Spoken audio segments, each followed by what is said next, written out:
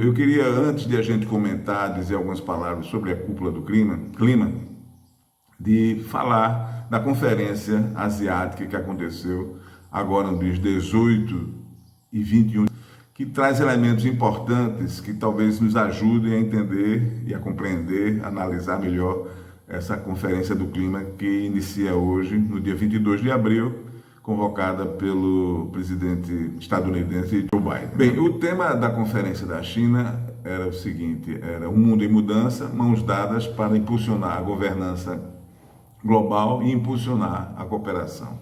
Então, a gente percebe claramente um discurso, um apelo, um compromisso com o multilateralismo, né?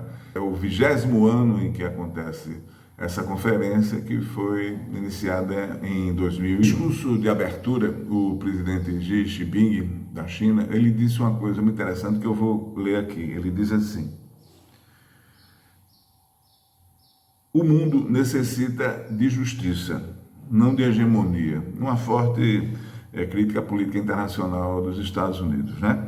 E quando diz: a humanidade está enfrentando um déficit crescente de governança, confiança, desenvolvimento e paz. Há ainda muito o que fazer para alcançar a segurança universal e o desenvolvimento comum. Precisamos fazer escolhas sábias e responsáveis.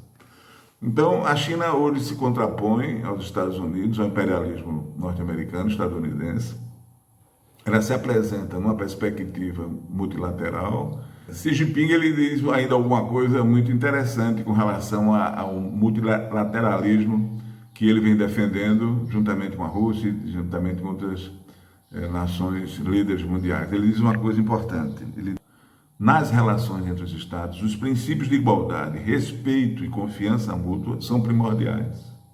Interferir em assuntos internos não granjeará nenhum apoio das nações. Nesse sentido, a China irá continuar desempenhando sua parte na construção da paz mundial, na promoção do desenvolvimento global e defesa da ordem internacional. Então, ele faz uma dura alusão à forma imperialista unilateral que os Estados Unidos vem governando o mundo desde a Segunda Guerra Mundial. Logicamente, tendo saído da condição de um país pobre para a segunda, em 50 anos, da segunda potência econômica mundial, a China se apresenta hoje como uma alternativa de construção de consensos numa perspectiva multilateral que pode fazer o confronto junto aos Estados Unidos. Então é dentro desse contexto também que hoje vai acontecer, iniciar a cúpula do clima, né? Que não é uma cúpula da ONU, convocada por Joe Biden, mas que terá, logicamente, uma perspectiva de abertura, né, desse ano, logicamente, com aquilo que a pandemia... Então, o que acontece com a China nesses 3 primeiros meses do ano? Ela fez com que o seu PIB, que é o conjunto das riquezas produzidas, dos bens e serviços produzidos por uma nação, tivesse um aumento em relação a 2019, quer dizer, antes da pandemia da Covid, de 10,3%, chegando a produzir, a faturar, né, nesse primeiro trimestre, algo em torno de 4 trilhões de dólares, com 5% do desemprego. O que é que acontece com o Brasil? Fazia parte do BRICS, era uma das lideranças estratégicas do BRICS.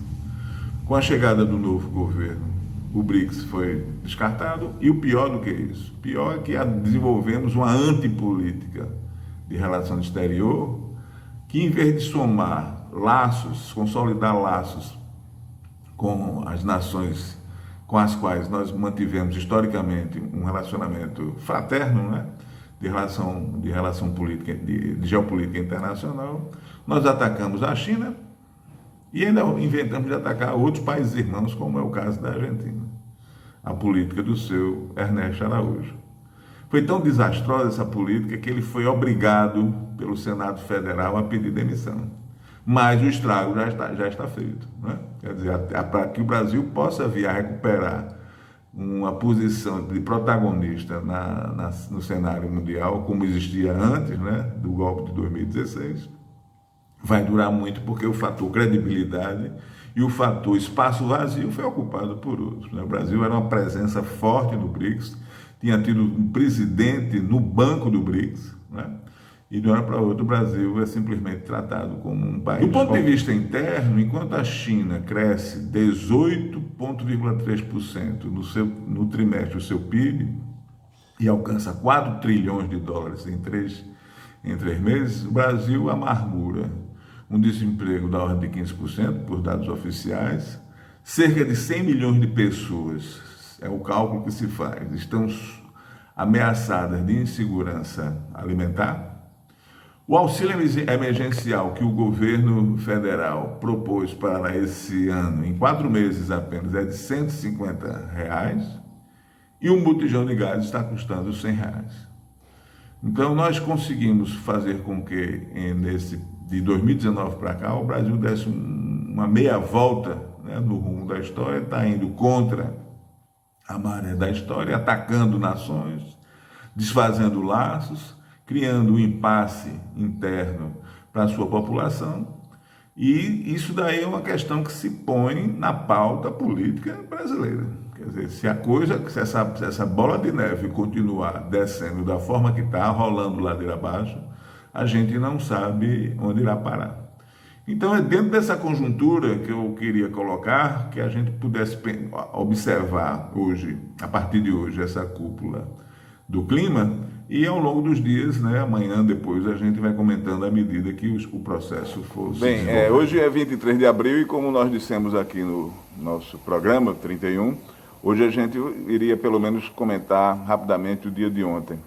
Nós pensamos em pegar pelo menos 4 dos discursos que foram feitos ontem, né, para que a gente pudesse fazer um breve comentário e, logicamente, cada um depois poder aprofundar o conteúdo. Eu queria chamar a atenção para uma questão que me parece interessante, é que ontem o ex-vice-presidente Al Gore, ele deu uma entrevista ao Washington Post, ele disse, entre muitas coisas que ele falou, ele disse uma coisa que me chamou a atenção, é que ele tem certeza que os chineses irão cumprir a meta estabelecida no discurso do presidente Xi Jinping, por 2 questões. Primeiro que, segundo Al Gore, os chineses têm um histórico de fazer um bom planejamento, primeira coisa.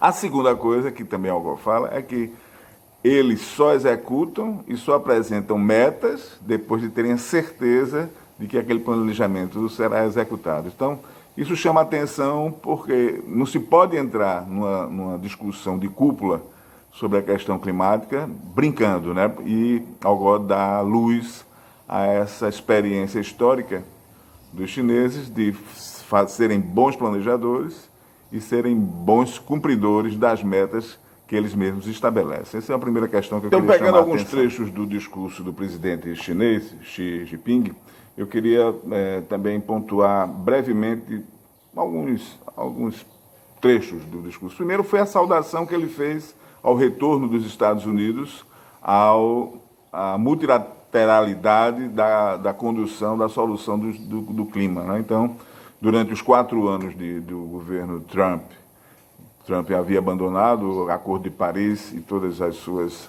consequências, todas as suas derivadas, e a primeira coisa que o Xi Jinping faz é justamente trazer de volta, saudar esse retorno dos Estados Unidos, da mesma forma como a chanceler alemã fez, a Angela Merkel. A segunda coisa que o Jinping fala é justamente o quê? Que é importante a unidade na condução. É importante manterem-se unidos na condução desse desafio, na solução desse desafio, em vez de ficar apontando os erros uns dos outros. Isso daí é uma segunda coisa. A terceira coisa é manter-se firme, né? Quer dizer, feitas as promessas, estabelecidas as metas, perseguir essas metas de uma forma séria. Cada nação deve ser responsável por esse compromisso e não fazer disso uma brincadeira ou depois se permitir desvios de rota. E a quarta e última questão que eu gostaria de acentuar aqui foi o compromisso dele de a China ser uma das nações comprometidas na construção de uma unidade de vida. Isso daí é muito importante a construção de uma comunidade de vida por meio da harmonia entre humanidade e natureza, primeira coisa, né? Por meio também da inclusão do desenvolvimento sustentável, onde as pessoas, né, a população seja o centro, e no caso da China, no aprofundamento do diálogo Sul-Sul. Né? Isso realmente deixa uma dor no coração quando a gente escuta esse tipo de compromisso político, geopolítico da China, porque isso daí era uma das coisas mais valiosas que o Brasil vinha desenvolvendo com uma plena eficácia, plena eficiência, plena efetividade na época dos governos Lula e Dilma, e que infelizmente foi deixado de lado pelo governo atual. Né? Bem, o outro discurso que foi apresentado foi o discurso do anfitrião, que é o presidente estadunidense, Joe Biden, né? E ele realmente usou de uma forma muito bem estratégica essa iniciativa, né? Porque saiu na frente, né? E sai como quem retorna. Logicamente, os outros já estavam dando continuidade. Quer dizer, os Estados Unidos precisou fazer o dever de casa de retornar para o palco da multilateralidade da condução do clima. E, em vez de estabelecer princípios, né, como o Jinping fez, ele aproveitou e apresentou essa questão da condução da solução climática como uma oportunidade, né, para os Estados Unidos e para as nações, né? Não só do ponto de vista ético, né, e político, mas também do ponto de vista econômico. Então, ele acentuou, ele sinalizou muito para a nação americana, sobretudo, né, que essa iniciativa de retornar ao palco da solução climática, da cúpula sobre o clima, é uma oportunidade que se abre para os Estados Unidos e para a sua população, também do ponto de vista da ciência, desenvolvimento de tecnologia e desenvolvimento realmente da economia a partir de novas matrizes energéticas e comportamentais. Né? Então, isso daí foi um dos pontos fortes do discurso do presidente estadunidense Joe Biden, anfitrião dessa cúpula. Bem, o terceiro discurso que gostaríamos de chamar a atenção é o discurso do chefe de Estado do Vaticano, o Papa Francisco, né? Onde ele chama a atenção para dois fatos que eu queria registrar. Primeiro, que é importante agir. Não há mais tempo, a humanidade não tem mais tempo de ficar de mãos atadas, ou, pior ainda, fazendo uma ação contrária àquilo que a natureza está demandando, porque, segundo o Papa Francisco, a natureza não perdoa. Então é preciso agir, já estamos no limite, o Papa Francisco. E o segundo aspecto que ele chama a atenção é que estamos numa crise. E a pandemia da Covid-19 vem atestar isso. Então ele adverte à humanidade. Quando se entra numa crise, é importante saber como é que a gente quer sair dela, como é que nós vamos sair dela.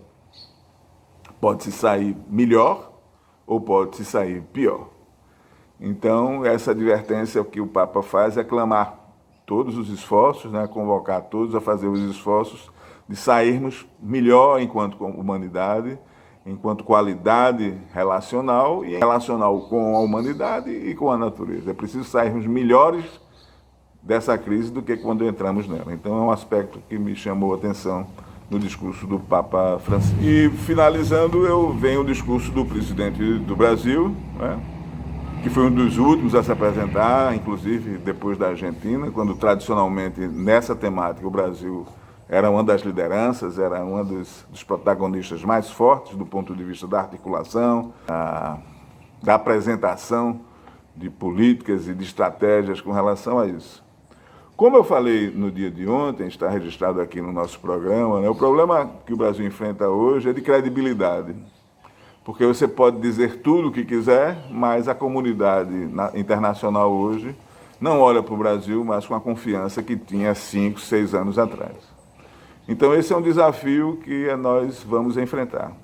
Por quê? Porque os exemplos passados, né, de 2020 e 2019, mostram justamente o contrário. Durante a campanha de 2018, o presidente atual dizia que ia acabar com essa política xiita né? E xiita é um ataque a um segmento religioso do Islã, né?